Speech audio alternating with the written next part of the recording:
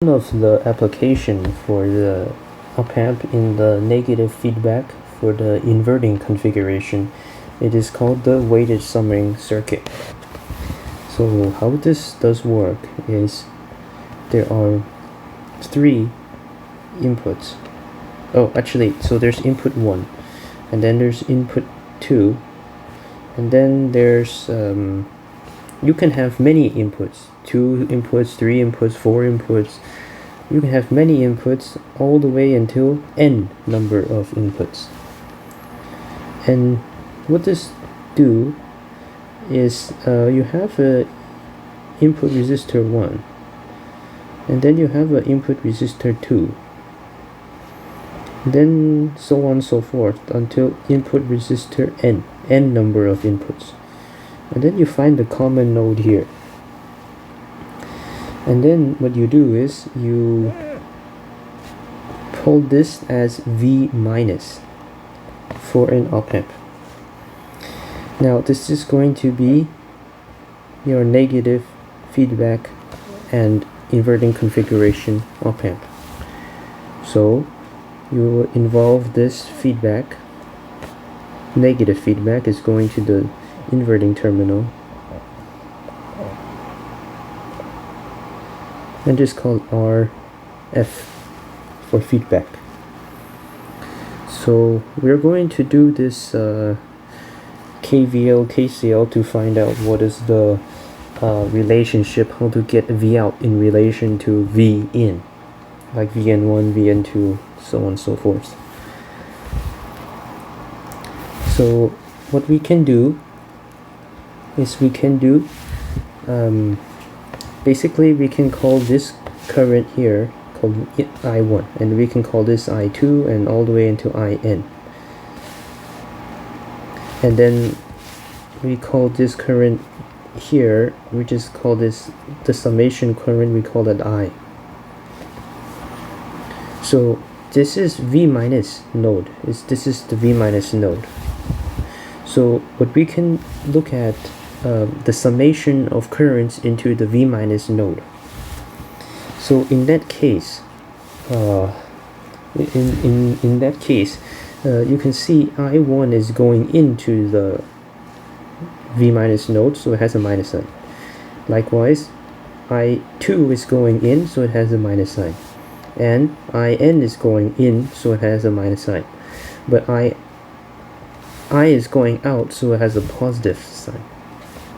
This is KCL. So we just solve for I is equal to I1 plus I2 plus all the way IN. So now let us think about what this circuit is doing. So we can assume it's having an ideal op-amp, and as we have talked about earlier, the ideal op-amp assumption does not have a huge discrepancy from the real op-amp. So like if you assume it's ideal op-amp, you will not be that much off.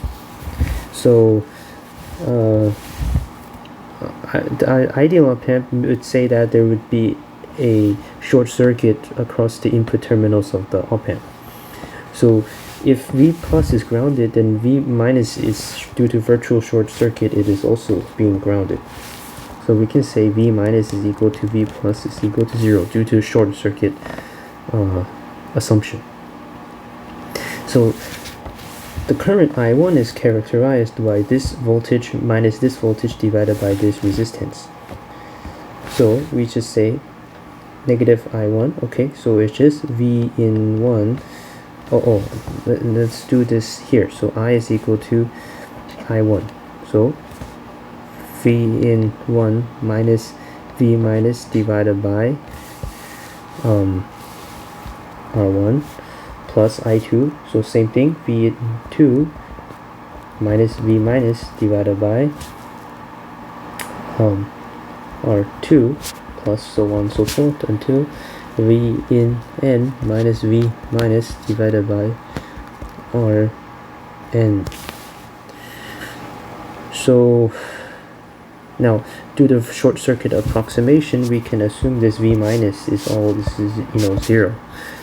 So I is equal to Vn1 minus 0 divided by R1 and plus Vn2 minus 0 divided by R2 plus so on and so forth, etc. until V in n minus 0 divided Rn.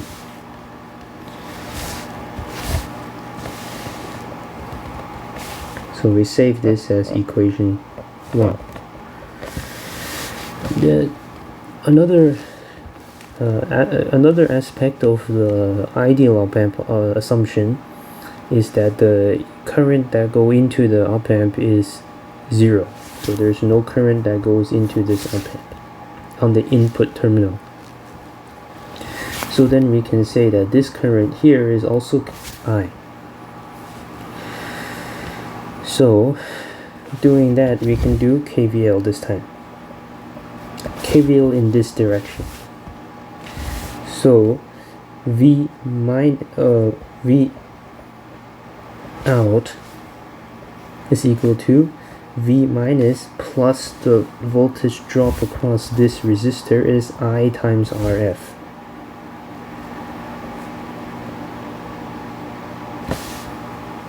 So, and we know V minus is 0 to the short circuit assumption. So V out is equal to negative IRF. So solve for I is equal to negative V out divided by RF. This is equation 2. So you do the combining of equation 1 and equation 2, and then you will be able to characterize the relation of the V out with the input voltages. So negative V out divided RF is equal to V in 1 divided by R1 plus V in 2 divided R2 plus etc. until V in n divided by Rn, n number of inputs. So V out is equal to negative RF. These things.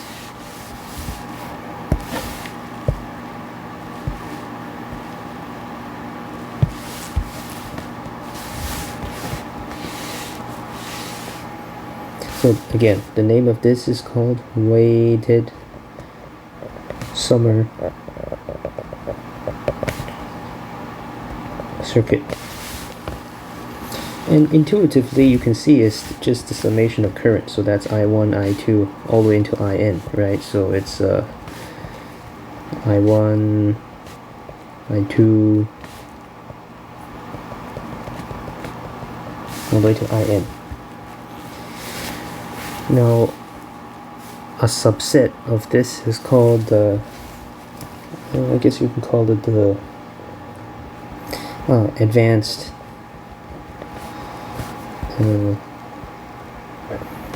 weighted summer.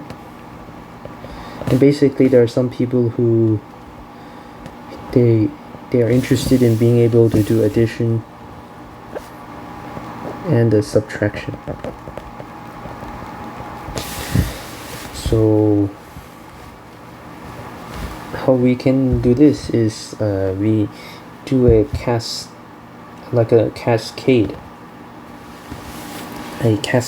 of op-amps.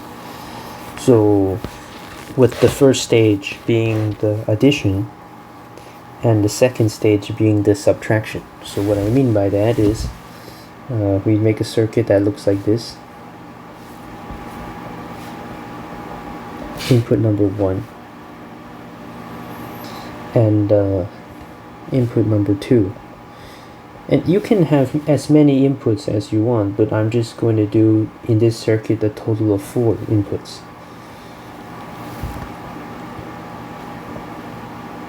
So then you have your input resistors input resistor 1, input resistor 2. Then you pull the common node here. And then you send this common let's put here. You send this common node to the first op-amp, and this will be a negative feedback op-amp in inverting configuration. We have feedback resistor RFA, so just RA. So this is kind of what we had already, but now this is for the addition, the inputs that require addition. But what if you want to do subtraction as well? You can do that.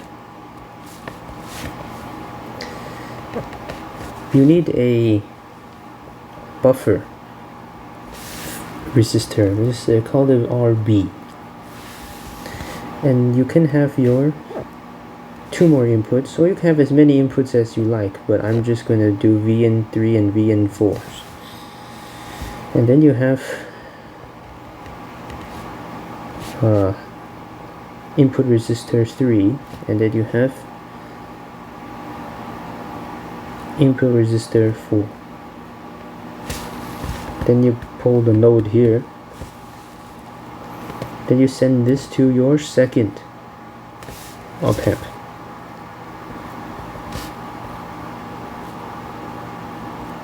Again, another op-amp in negative feedback inverting configuration of op-amp. This is feedback resistor C, RC. There's V out here. So this is the advanced weighted summer circuit. Now to solve for this, it would be kind of complicated, so we're not doing the solving for it, but the strategy, if you were to solve for this, would be, the best choice would be to use superposition, because op-amps, they are considered to be linear device.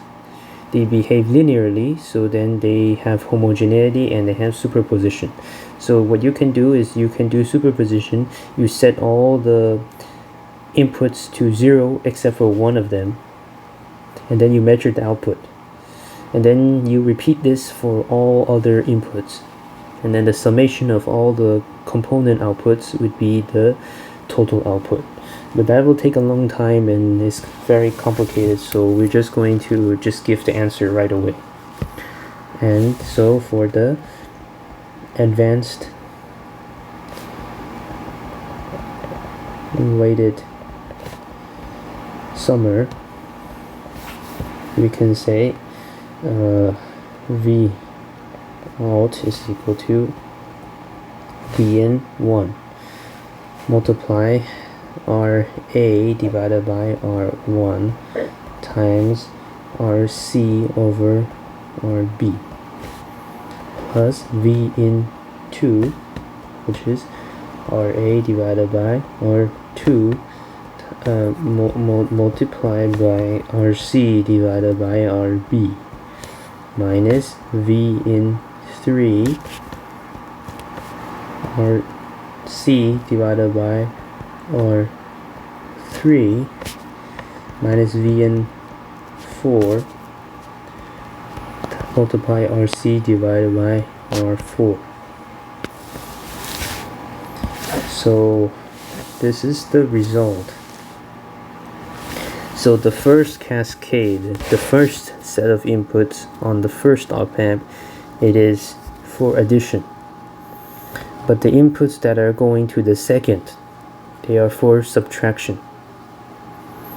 But the thing is that it's not exactly